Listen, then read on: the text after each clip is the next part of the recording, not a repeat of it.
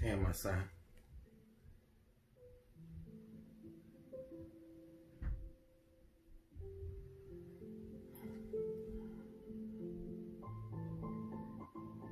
I wanted to talk to you about some of my life experiences and about some of the conclusions that, well, I've come in life to find to be true. Newspapers and television can say all kinds of things, but a man or a woman must come to the point in their life where they really begin to have clarity about what life is all about. God has blessed me with these number of years to be able to traverse this pilgrim land called life, to travel these years upon years, months after months, and days after days. And in the midst of it all, it's truly blessed me with more than I could have ever hoped for. I count it all a joy. I brought you here tonight because I wanted you to know that with all of the bright lights and with all of the slogans and all of the cliches that are out there, I need you to have some height and width and depth on the meaning of life. I don't want you to get caught up in what I will term as vanity of vanities. A lot of things, in fact, most of life is vanity. I've written down some notes here because I wanted to make sure that I get this over to you.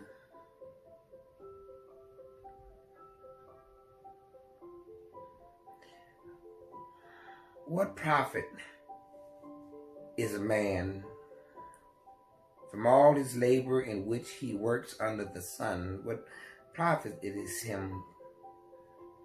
What is the gain from his struggle, from his pain, from his tenure on this earth? I've noted that generations come and generations go away, and then another generation comes. And the earth is pretty much as well, it's just kind of like here. The sun rises, the sun sets, and then it rises and sets again, all in a circular motion. The wind blows to the south and then goes to the north and blows, and it continues in the same fashion. The rivers, they flow into the sea, and the sea becomes full, but it never is overfull, but it runs right back into the rivers because life seems to be cycles, but the cycles still come to the same conclusion. And so that in and of itself is vanity.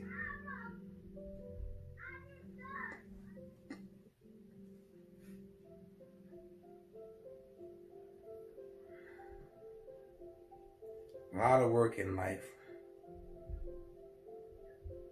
And I've noticed that the things that are, by and large, are the same as the things that were, and the things that will be are the things that have been. Vanity. That's what I found, a lot of vanity in life. And I want you to be clear about what to expect as you go forward in your life, and I want you to have your priorities right. I want things to be in order. I don't want you to overvalue that which doesn't deserve the value that you render it. You see,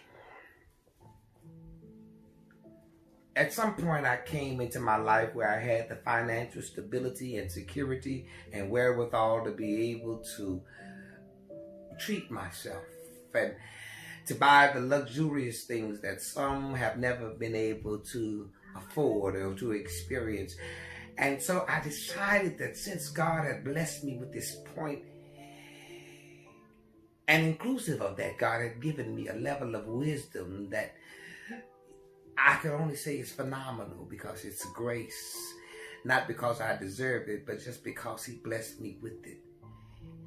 And so I decided that it would be a unique and wonderful thing that in the position that I was in, that I should try to explore and determine the value, the meaning, the reason of life, so that I might impart that same wisdom not only to you, but to other sons and to other daughters and to all of those who would not need to hear what the Lord did reveal to me. And so I decided to go on a survey. I wanted to check it all out. I wanted to examine the riches. I wanted to examine the luxury. I wanted to enjoy the pleasure. I wanted to seek and understand both those things that were of wisdom and those things that are of folly. Because you are balanced when you can know the clarity and the difference between one side and the other side. So I wanted to look at wisdom and I wanted to look at folly to see if one had greater value than the other. And so that's what I did. I took the resources that I had and I began a survey to look into it all. I've seen all the works that have been done under the sun. And the conclusion of those works, I'm going to tell you in advance, is that they are vanity and like trying to grasp or to catch the wind. What is crooked can never be made straight. And that which is lacking can never be completely fulfilled. I communed with my heart within myself, saying, I've got all this greatness and I'm elevated high in the city, and so let me look at all of these things. And so this is what I did. I said, come now and let's look into mere happiness. Let's look into party, excitement, that which traditionally makes the heart of men and women beat fast and to pulsate. I looked into the bright lights. I looked into the joyous occasions. I looked into the celebrations, into the parties. I looked into all of those things to try to find out if this is the true meaning of life. I spared no expense, I tell you. I said, none at all. So this is what I did. I went in with the mindset that I was going to gratify myself, pleasure myself. I made my works great. I went hard. And I pursued it with a diligence and a fervency because I wanted to make sure that I understood it even from A to Z. I wanted to get it right. So I enjoyed the pleasure, but found that even pleasure in its accumulated extreme or pleasure in the slightest form still didn't fulfill me on the levels of completeness and thoroughness that a true meaning of life would bring. I decided that I would go and hire me some servants. So I got some male servants and some female servants to assist me in my day-to-day living, to assist me in the things that I wanted done. So I took care of the nails, and I did the fancy clothes. I did the diamond rings and the fancy watches, and I had the nice cars and all of that stuff. I tried that, my son. I tried it. I had all of those pleasures.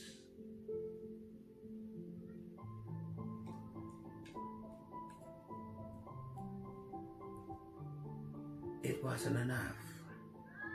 So I went and I decided that, I would build me a big house. I would plant me some orchards and gardens. I had a plush lawn. I had roses and flowers of great bloom and great odors all around me. People would pass along and see the magnificent house that I had built with my carports and with my fancy cars and the beautiful lawn manicured to precision.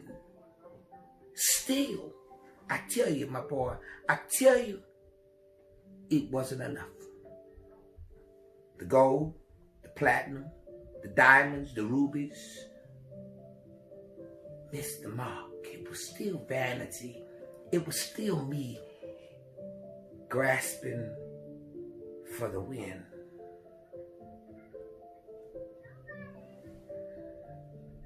And so I realized that the meaning of life would never be found in the things that I could buy. It wouldn't be found in the fancy clothes, the great colognes, the status symbol, the popularity. I had all of that, man. I had all of that. I've been there and done that, as the cliche says, but still, I couldn't find what I was looking for. And what I was really looking for was a reason to wake up in the morning, a reason to go full force throughout the day, a reason to celebrate the breath that the good Lord had placed into me. I couldn't find that in those things. And what I'm trying to get you to understand is I've already done that. And I know you've got to live your life even as I have lived my life. But I want to at least let you know that somebody has been there and done that and came back with this report that I'm giving to you now.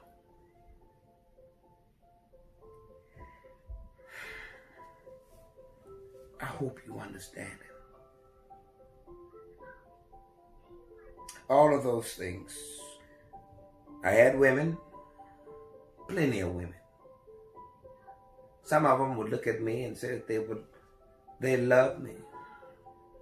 Different features, different hairstyles, different hair colors, different figures, amazing, oriental, all kinds of nationalities. But listen to me. The totality of them all put together was still vanity and grasping to catch the wind. Wasn't good enough to feel me.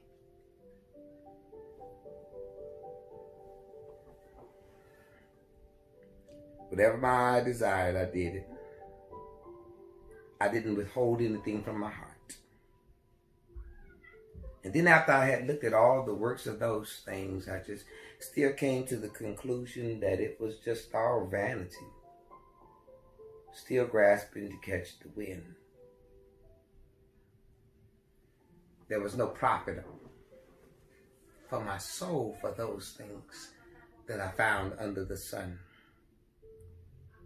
Then I said, well, maybe it's not in the things. Maybe it's not in the cars. Maybe it's not in the money. Maybe it's not in the jewelry, houses and land, the clothes. Maybe the real purpose of life is not so tangible. Maybe it's the intangible things like intellectualism. Maybe it's all about education. So I pursued with great diligence and with great haste the intelligence, the intellectualization of my mind. I read philosophy and I studied Hebrew and Greek. I learned about other cultures and experienced a broad range of enlightening and provoking ideas, both history and theory and realistic. And yet still, in the midst of all of that, I had my wisdom that God had given me, because wisdom comes only from the Lord. It is not of man, cannot be taught in a school, is not found in a book, but real wisdom comes from the Lord. And God had given me that. But yet I still chased after education and pursued intelligence. And the end result of that is I learned this very key and important realization. The fool and the wise man both die. The wise man will die and be buried. The fool will die and be buried.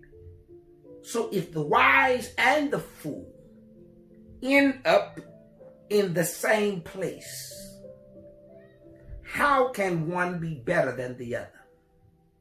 It is true that in the days of the wise, there will be an elevated sense of living, perhaps, maybe an easier life, so to speak, and the life of a fool may be laborious and difficult and cumbersome. But at the end of the day, in the reality of it all, 100 years from where we are now, who will know your name? Who will know your situation? Who will know that you existed? 100 years from the day, who will know that you were wise, or who will know that you were a fool? Who will know that you were tall, or who will know that you were short in 100 years? And so then, it can't be in intelligence. The reason or the purpose of man's life, though temporary it may be, has to be greater than the life that he lives in the body. So then wisdom is not enough. Education is not enough.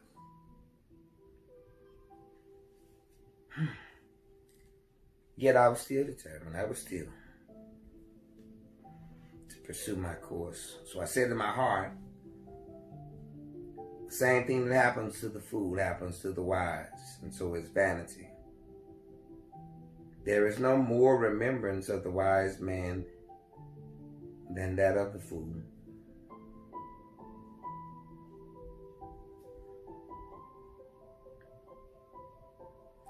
And then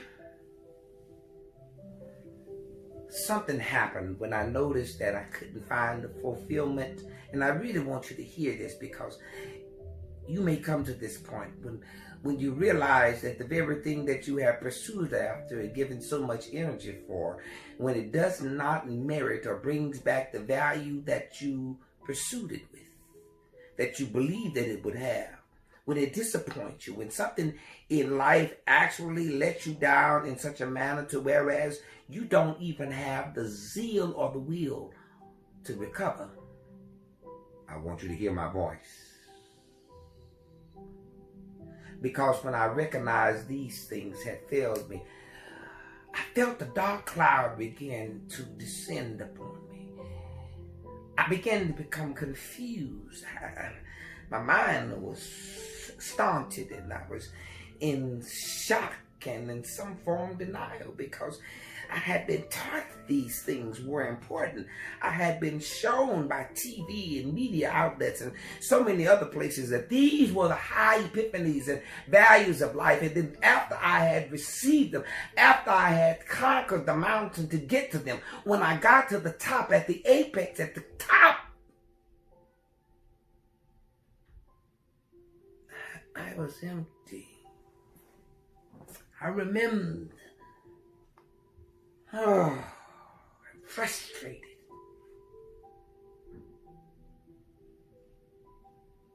Because they didn't have the value. It was like a great, tremendous check being written out to me, only to find that when I cashed it in, it was insufficient.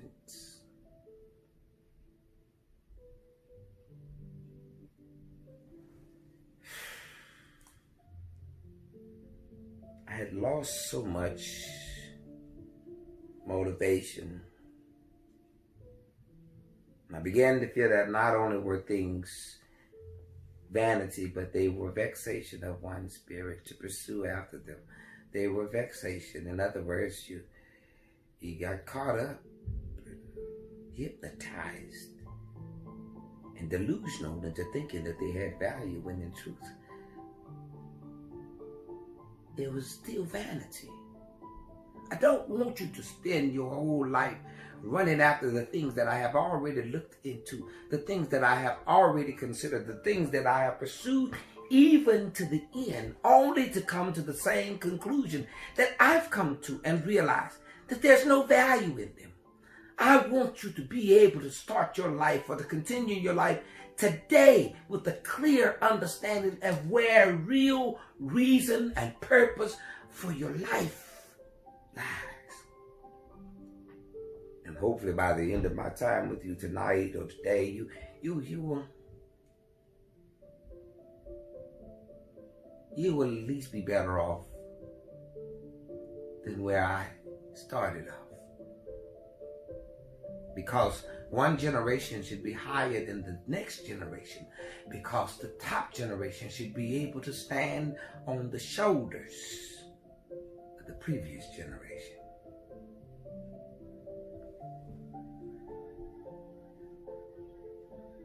Let me speak on. I want you to know, and this is very important, that there is a time for everything under the sun. Hear me, and I'll be specific because I need you to really have some kind of clarity about this thing, because timing is so important.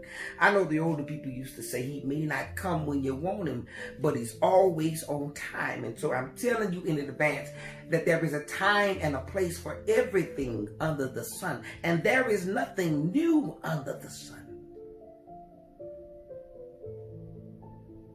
What has been, is, and shall be. May come in a different wrapper, it may come in a different form or a different fashion, but it's all really the same. Vexation, vanity, trying to catch or grasp the wind. There's a time to be born, and there's a time to die. Let all men know that he was right when he wrote, "Cowards die many times before their death, but the valiant taste of death but once." Of all the wonders that I have yet heard, it seems to be most strange that men should fear seeing death a necessary end will come. It will come. Shakespeare's word that basically means this. In his play, Julius Caesar, he wants you to know that there's a time and a place for everything, both to be born and to die. As sure as we've all been born, we'll all die.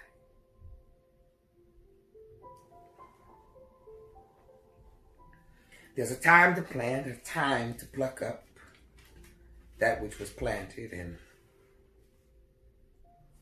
there's a time to kill and a time to heal.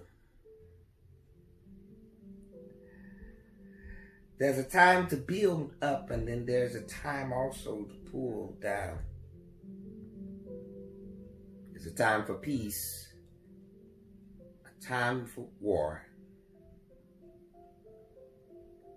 There's a time to just shut up. And then there's a time to speak up. A time for everything under the sun. A time to laugh, a time to mourn, a time to dance, and a time to sit down. Time to cast stones and time to gather stones. There's a time to embrace and a time to refrain from embracing. And just as sure as there's a time for those things, there's a time to gain and then there's a time to lose. There's a time to take a stand and a time to walk away. There's a time to pray and a time to work.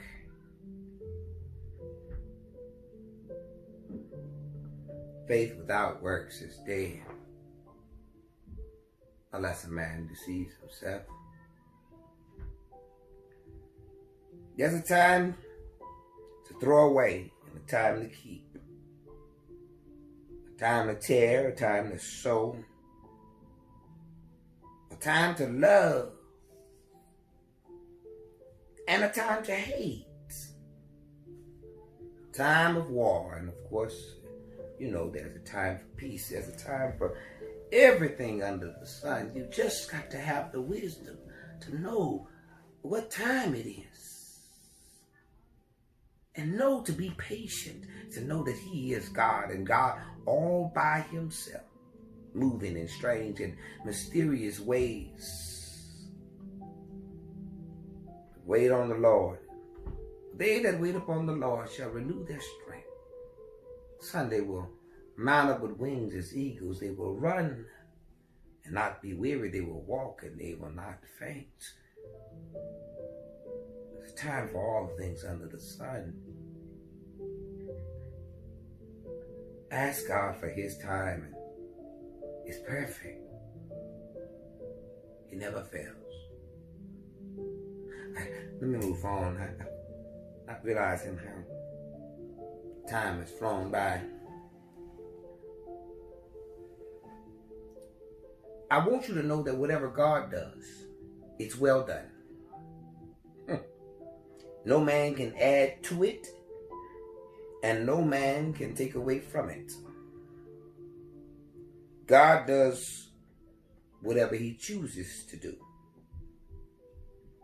and every man should fear Him for it. Also under the sun, I realized that in the place of judgment, oftentimes you'll find wickedness. And in the place where righteousness should be, you might find iniquity. So you might find the good where the good is. Instead is the bad. And where the bad is supposed to be, you might find the good. I'm just saying, I'm not trying to be confusing to you. I'm merely saying that God is the judge. His judgments are true. There is a way that seemeth right unto every man, but the end thereof I found it leads to destruction.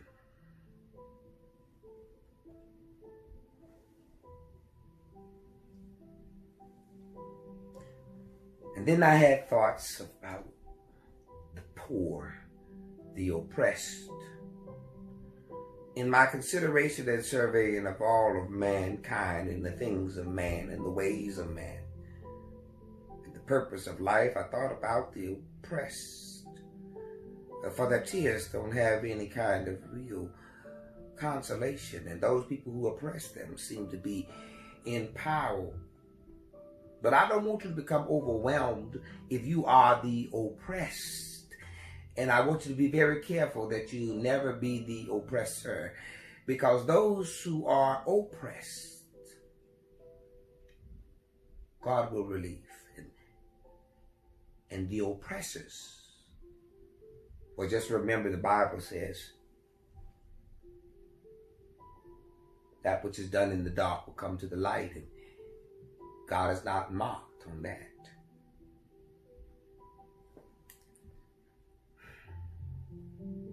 Don't go to sleep on me. I hope you're still listening to me. I'm not ranting him. I'm really being honest with you about wisdom. Even the wisdom that was given to me by the Lord. I want you to also take note of the following things. I'll try to hasten.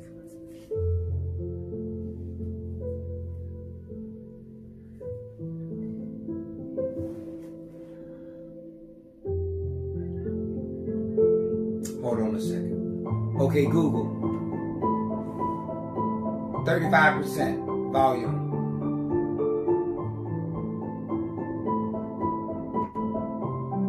Okay, Google. Set the volume to 35%.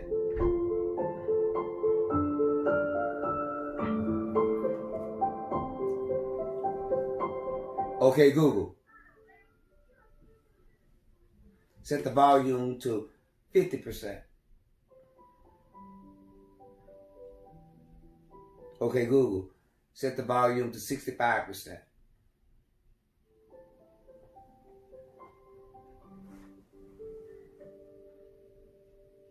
Listen to this.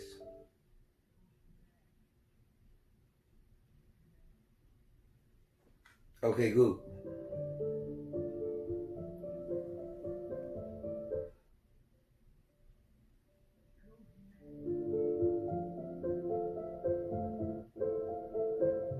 The devil moves. Okay, Google. Set the volume to 50%.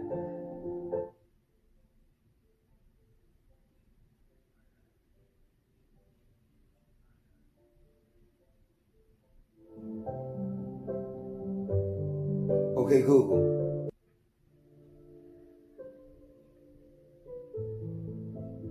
Listen to this. He who loves silver will not be satisfied with silver, and he who loves gold can never ever receive enough gold. You'll always want more if that's where your value lies. And the reason why you'll be wanting more is because it's vanity and vexation of the spirit. So be a good steward.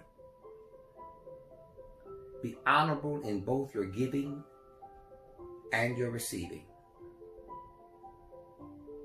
Remember that the increase comes from the Lord, and all good and perfect gifts come from Him as well.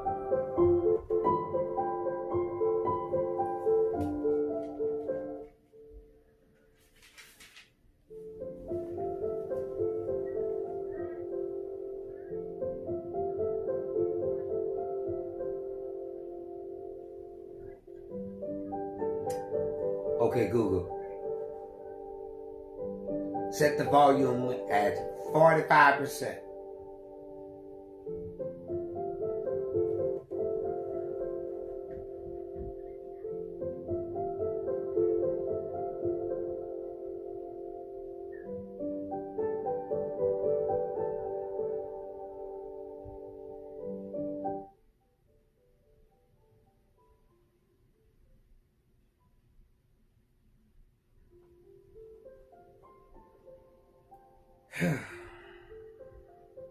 So much I would want to tell you on this. But I'll give you a couple of more points. And I believe this is His great wisdom that will help you. A good name has greater value than silver and gold. A good name is better than popularity. A good name is better than really all of the money in the world, if you want to put it that way. So let your yeas be yea and your nays be nay. Always let people know what you stand for. And if by chance you should ever make a vow unto the Lord, listen, be quick to pay that vow, because God is to be reverenced. It is better for a man to not make a vow than to make a vow and to break it. God is a holy God. He not only knows what you say, but he knows the meaning of your heart.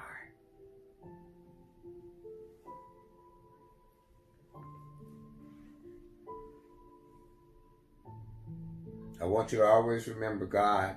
When it comes to him, he's God all by himself. He can straighten something out and no man could make it crooked. He can make something crooked and no man could ever straighten it out. I'm saying that because sometimes it seems or appears like your life is out of control. But our lives are never out of control. They may be out of our control. And they may be out of control in the eyesight of man or some rule or regulation. But our lives are always in the hands of God. Even our bad choices. All things can work and will work for the good of those that love him and who are called according to his purpose.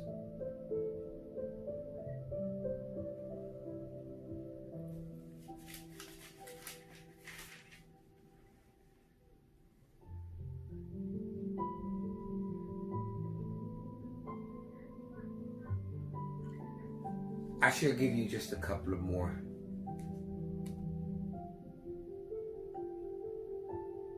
points of wisdom and truth. It is appointed unto every man to die. There is a time for judgment. Though we may not know when it's going to happen, we can know that it is going to occur. And no one has the power over the Spirit of God to check it, to cause it to remain at bay whenever he calls you. My son, you must answer. I thought about all of this stuff that I've told you in my heart. I considered it, I pondered it, I've looked into it, I pursued it, as I've told you, with great diligence and with great fervency. Because I really truly wanted to know what was and is the meaning of life. Not temporary, not short term, but the true long-term, indeed eternal meaning of life. It was a worthwhile pursuit. It cost a lot, but I learned more. Learned, for example, also that, in truth, the man is better who is in the house of a mourner than in the house of mirth. It seems ironic and strange because many pursue the life of happiness and party and gladness, and very few find any value in the house of struggle and scorn. But I want to let you know that you are stronger coming out of the house of scorn and trouble and trial and tribulation. But your spirit and your heart is made weak by merry laughter and gladness. It's the wisdom that I gained from the Lord.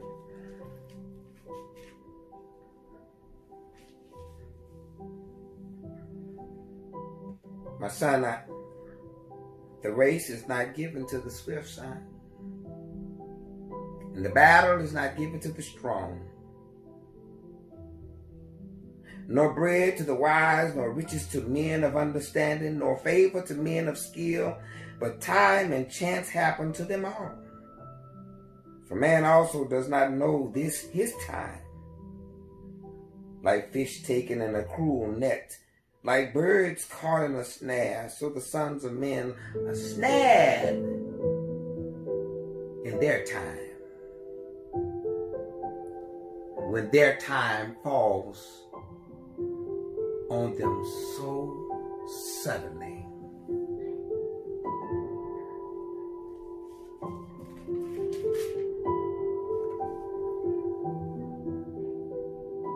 Cast your bread upon the waters, for you will find it after many days.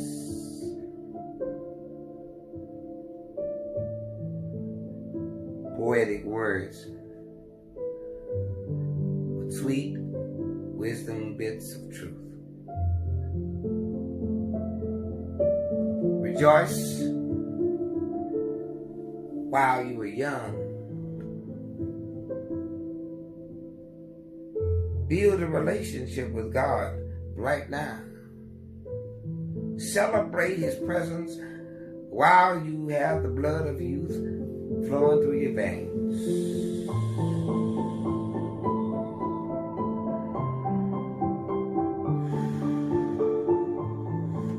Enjoy every day that He gives you. Get up in the morning saying, this is the day that the Lord has made. I will rejoice and be glad in it. Don't worry about what you're going to eat or what you're going to drink, because your Father in heaven takes care of even the lilies of the field, man. He's got your back.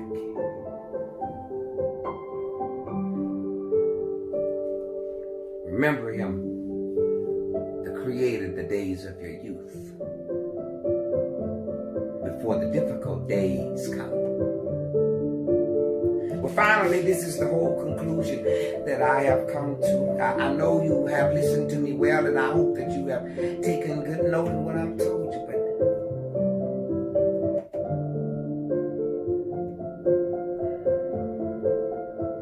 here is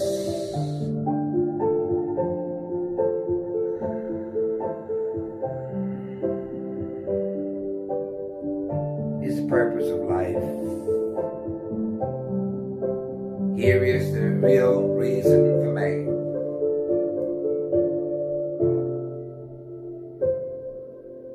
Fear God. Reverence Him. Adore Him. Celebrate Him every day. Humble yourself and seek His face. Clad yourself in the full gospel armor and carry with you the shield, where you will be able to quench the fiery darts of the wicked. I know it sounds rather poetic and scriptural, but what I'm trying to tell you is this: honor Him with your life. Honor Him every day. Not meaning that you'll be perfect, not meaning that you won't have failings or failures or sin. We all have sinned and fallen short of the glory of God, but the gift of God is eternal life through Jesus Christ. For God so loved the world that He gave His only begotten Son, that whosoever believeth on Him shall not perish, but have everlasting life. This is what I found. Fear God. Follow His commands.